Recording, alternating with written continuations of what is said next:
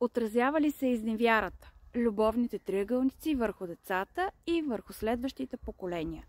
Моят отговор е да. Всичко, което преживяваме, всичко, през което преминаваме, оставя своя отпечатък и белег за следващите поколения.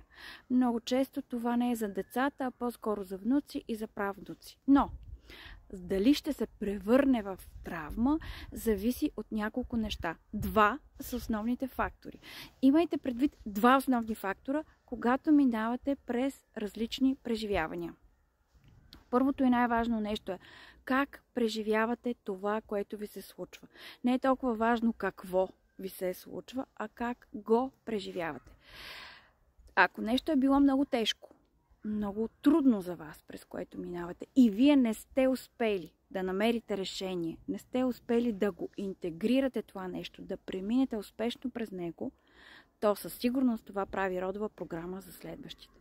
Какво имам предвид? Ако има изневяра във вашето семейство, но вие сте успели да преминете през тази емоция, заедно да продължите със съпруга си, преживявайки това, или пък се разведете, но въпреки че сте се развели, за вас това е преминало, не е останало болка, някаква капсулирана болка, която остава във вас, то вие няма да направите травма на следващите. Но ако не преживеете това, вие оставате един горещ картоф, който трябва да отиде в ръцете на следващите поколения.